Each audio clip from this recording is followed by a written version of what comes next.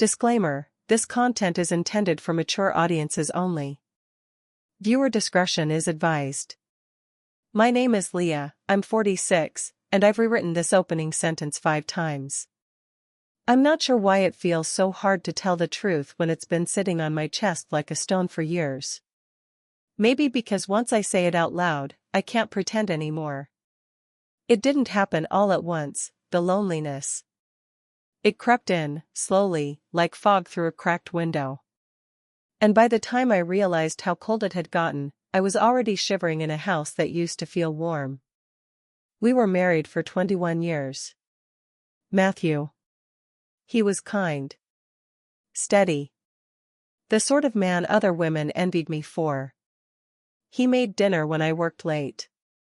Rubbed my feet when I was pregnant. Called me honey in that absent-minded, familiar way that made it sound like breathing. We used to have this rhythm, a kind of dance. I'd reach for the coffee filters in the morning and he'd already be pouring the grounds. He'd rest his hand on the small of my back at parties and I'd lean into it like home. But routines are deceptive, aren't they? They start to feel like love when really, they're just habit. I remember once, about a decade ago, I came out of the shower, hair dripping, skin flushed, and caught him watching me from the bed. I felt bare in the right way, like I was seen. Wanted. That look in his eyes made me blush at 36 the same way I had at 22.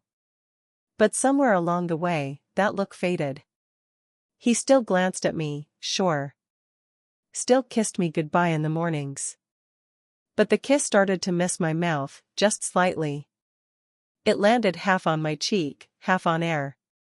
I kept telling myself it was stress. His job. The house. The kids. Life gets heavy. That's what people say, right? But what no one tells you is that there's a different kind of heaviness, the kind that comes from not being touched in a way that says I see you. From being hugged like a coat rack. Sometimes at night, he'd reach for me, and I'd freeze. Not because I didn't want him, but because it felt mechanical, like he was checking off a box labeled intimacy. I used to crave those moments, used to chase them. But eventually, I started to dread them, not because of what they were, but because of what they weren't. We stopped laughing during sex. Stopped touching outside of it. His hands got quiet. My body got loud in ways I didn't expect, aching, not for sex exactly, but for something more human. To be pulled close and mend it. There was this night, maybe 5 years before he passed, that still won't leave me alone. We were watching some Netflix documentary, something about volcanoes or tsunamis, I can't remember now. I was curled into him, my legs across his lap, and he was rubbing slow circles into my calf. I turned my face up to kiss him. Not a peck. A real kiss, mouth to mouth, breath to breath. He kissed me back, but only barely. Like his lips were tired. That was the moment. The exact second I knew. Something had changed. I didn't cry. I didn't say anything. I just leaned back into him and let him keep stroking my leg, even though I suddenly felt like a guest in my own skin. I remember thinking, is this what love turns into? The worst part is, I think I could have lived with that, with the quiet fading, if I hadn't started fading too. I stopped wearing perfume to bed. Stopped dancing in the kitchen when I made pasta. Stopped writing in my journal, the one he gave me the first year we moved in together. I stopped being the version of myself that had ever felt like enough. And the real truth? I was too scared to ask him what he felt. Because I already knew. And now he's gone. Now he's gone. And my son, our son, looked me dead in the eye 3 weeks after the funeral and asked me something that cracked everything wide open. But I'll get to that. First, I need to keep telling the truth. Matthew was a surgeon. Vascular. The kind of specialty that demanded long hours, steady hands, and a stomach for the grotesque. When we first met, I used to marvel at how he could spend 12 hours cutting into people's arteries and still come home and hold me like I was breakable. But over time, I became just another patient on his list. Handled. Managed. Stabilized. 3 years before he died, we moved into the new house, the one with too many rooms, too many windows, too many echoes. Matthew had pushed for it. A fresh start, he'd called it. The kids were older, nearly grown. He said it would be good for us to have the space. But space became distance. And distance became silence. I remember one Saturday, shortly after the move, standing in the kitchen unpacking boxes while the autumn sun streaked through the windows. The house smelled like fresh paint and cardboard. Matthew came up behind me, wrapping his arms around my waist, his chin heavy on my shoulder. "You've been working hard today," he murmured, lips grazing my ear. I stiffened, but forced a smile. "There's still a lot to do." He ran his hands along my stomach, up toward my ribs, like he was trying to initiate something. His touch was firm, familiar. But all I wanted in that moment was for him to stop touching me long enough to see me. "I missed you today," he whispered. I swallowed the lump rising in my throat. "You were home all day, Matthew. You know what I mean." His fingers trailed down again, drawing lazy circles over my hip bones. And I did know what he meant. He missed the us we used to be, or rather, the us he thought still existed. But what he didn't see was that I was already disappearing inside of myself. I turned gently in his arms, pressing my palms to his chest. "I'm tired." He sighed, his hands falling to his sides. "Leah, you're always tired." Because I was exhausted, yes, but not from work or boxes or chores. I was exhausted from pretending. From carrying the weight of something unspoken between us. From needing to be wanted for my mind, my heart, not just my body that had become this automatic, available thing. He pulled back, frustrated. "We never connect anymore." "I know," I whispered. "Then let me love you," he said sharply, almost pleading. "But that's not what love feels like to me right now," I said before I could stop myself. His eyes narrowed, wounded. "So what? You don't want me to touch you at all?" "That's not what I'm saying," I said, my voice breaking. "I want you to ask me how I'm doing before you reach for me. I want you to notice when I'm not okay. I want you to sit with me and talk, Matthew. Just talk. Not this." He rubbed his face with both hands, exasperated. "I'm not good at all that emotional stuff, Leah. You know that. I show you I love you the only way I know how." And maybe that was true. But it wasn't enough anymore. We stood there, locked in this miserable standoff, while the half-unpacked boxes sat around us like mute witnesses. The thing is, Matthew wasn't cruel. He wasn't unfaithful or neglectful in the ways people expect when marriages falter. He tried, in his way. He brought me flowers on Tuesdays for no reason. Left sticky notes on my bathroom mirror, "You're beautiful. Don't forget." He booked us anniversary trips to Napa and Vermont, took me to Broadway shows I barely enjoyed but pretended to, because at least we were trying. But every romantic gesture felt like he was skipping chapters in a book I desperately needed him to read. I needed him to sit with me in my sadness. To see that I was unraveling. To hold my hand without expecting it to lead anywhere. I needed quiet closeness, not hurried affection. But to him, love was action. Sex. Gifts. Doing. Not being. We kept dancing that same broken dance for years, his hands reaching for me, my heart pulling away, until the night he died. And even then, I wasn't ready for what came next. Because it wasn't Matthew who broke me. It was what our son said after. It was a Sunday morning, the kind that used to feel sacred for us. The house was quiet, Ethan was at a friend's overnight, and sunlight poured through the slats of the blinds, casting stripes across our white sheets. I was already awake when Matthew stirred beside me.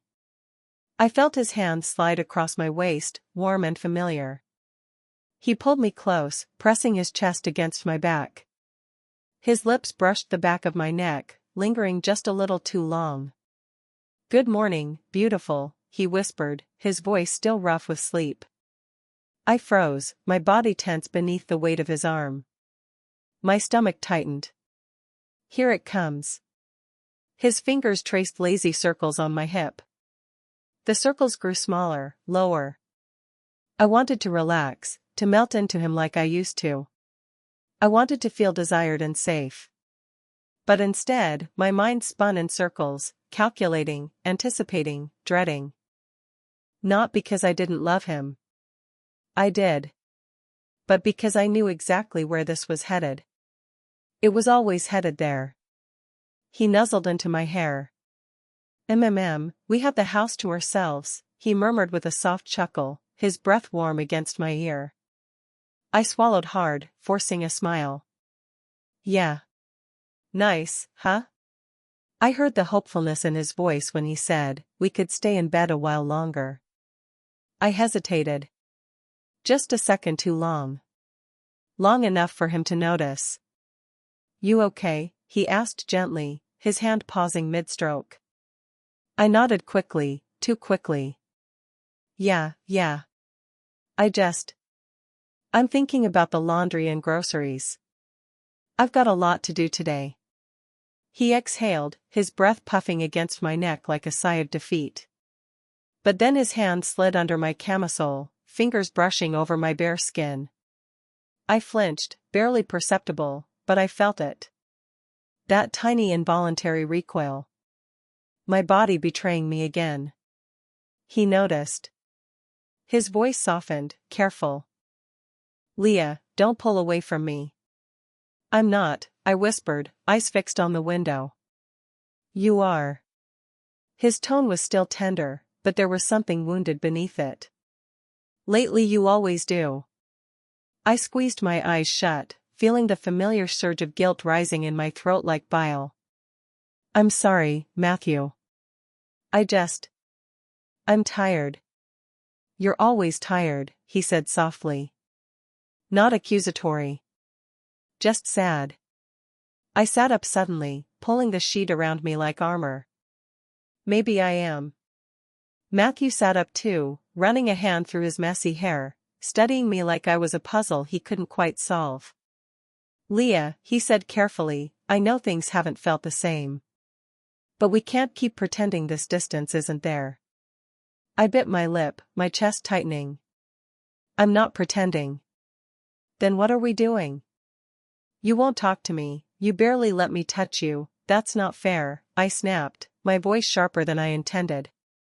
"You act like touching fixes everything." He blinked, taken aback. "I'm trying to be close to you." I looked down, unable to meet his eyes. My fingers twisted the edge of the bedsheet. "I don't always want that." "Why not?" His voice cracked. We used to. We used to be, I know," I cut him off. "I know we used to. But now it feels like every time you hold me, you're not holding me, you're starting something." He stared at me, helpless. "I miss you, Leah. I miss us." I swallowed hard. My throat burned. "I miss us too." But I didn't move closer. We sat there, 2 feet apart on the same bed, oceans away from each other. Inside my head, the words screamed louder than I could say aloud. Why does everything have to turn into sex? It happened on our anniversary. 14 years. Matthew had made reservations at the same little Italian place we went to on our first date. I think he thought it would rekindle something, or at least remind us of who we used to be. He was trying. I know that now. God, I do. The night started out fine, too fine, in that forced kind of way. He complimented my dress as I walked down the stairs. I smiled and thanked him, but even as his eyes roamed over me, I felt more like a mannequin than his wife.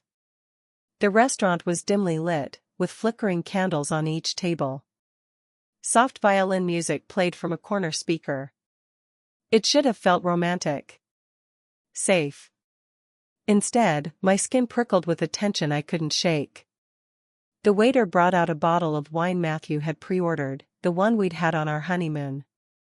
His eyes sparkled as he poured my glass, like he was waiting for me to acknowledge the gesture, to say thank you for remembering. I smiled again. A weak, practiced thing. We talked. Or rather, he talked, about work, about Ethan's soccer coach, about a new TV show he thought we could binge together. I nodded, offered polite responses. My throat felt tight. My chest ached like I was holding in a scream. Then came dessert, the tiramisu we used to share. He reached across the table, taking my hand in his. I know things haven't been easy lately, he said softly. But I want us back, Leah. I miss you. I miss how we used to be. I swallowed hard, staring at his thumb stroking circles over my knuckles. We can get there, he continued, voice low, hopeful. We just need to make time for each other again. Intimacy is important, Leah. For both of us. And that was it. That word. Intimacy. Something inside me cracked. My voice came out sharper than I intended. You mean sex? He blinked, startled. That's not what I said. But it's what you meant. No, Leah, I mean all of it, being close, connecting. Do you? My voice trembled now. Because every time you touch me, it feels like you're checking how long it'll take to get me into bed. His hand stiffened around mine. That's not fair. Isn't it? The words tumbled out, too fast to stop. You think this, I gestured between us, this dinner, this wine, this restaurant, you think it's going to make me forget how lonely I've felt for years? His jaw tightened. I'm here, aren't I? I'm trying. What more do you want from me? I want you to see me. My voice rose. People at nearby tables turned their heads. I want you to notice when I'm drowning. I want you to want more than my body, Matthew. I want to feel like your partner, not your obligation. His face flushed, a mix of embarrassment and anger. I've been doing everything I can to hold us together, Leah. Tears blurred my vision. You think planning a few date nights fixes everything? You think flowers and dinners are enough to fill the space between us? I feel invisible most days. And when you touch me, it feels like I owe you something, like my body's supposed to prove I still love you. He opened his mouth, but no words came. His eyes darted across my face, searching for something, understanding, maybe. Or a way out. The waiter appeared awkwardly, pretending not to notice the tension. Would you like me to box up your dessert? Neither of us answered. The waiter retreated quickly. We sat in heavy silence, my breathing shaky, my face flushed hot with shame. I hadn't meant for it to come out like that, not here, not now. Not on our anniversary. Matthew finally spoke, his voice flat.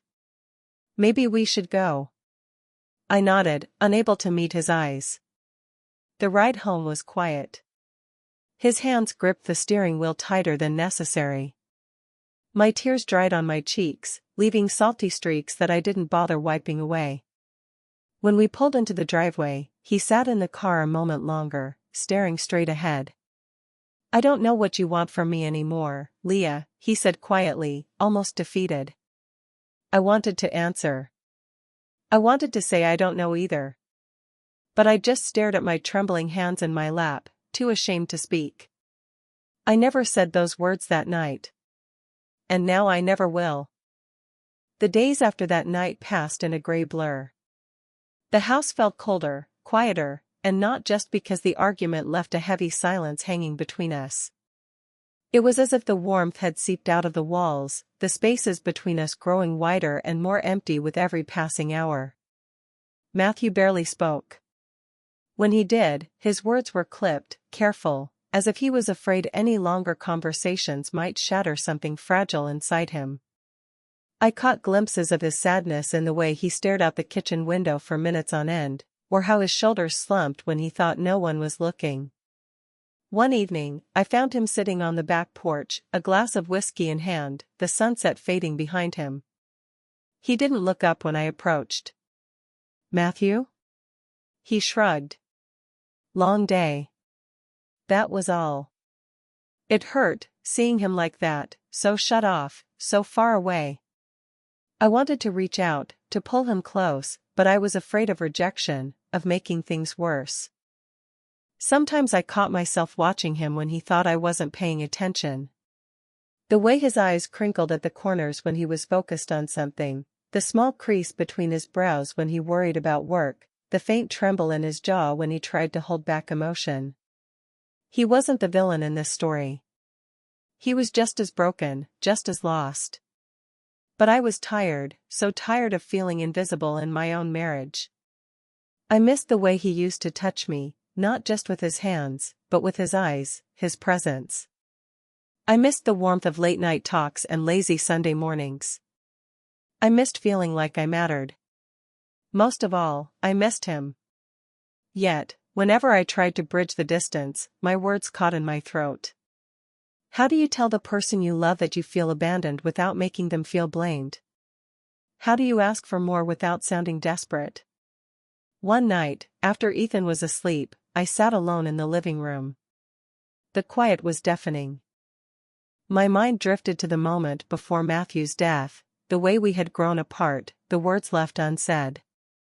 I wondered if he felt the same loneliness, the same pain. The truth was, I didn't know if we could fix this. Or if it was already too late. But something deep inside me stirred, a flicker of hope, or maybe just stubbornness. I decided I had to try. Not just for him or for us, but for me. I wanted to believe that even after the darkness, there could be light. Even after everything, maybe love could find a way back. One evening, a few weeks after the silence had settled between us, Matthew finally broke it. We were in the kitchen, both of us exhausted from the day but still awake in the lingering quiet. I was washing dishes, he was leaning against the counter, his hands buried deep in his pockets. "I've been thinking," he said softly, not looking at me. I kept my eyes on the sudsy water, my heart pounding.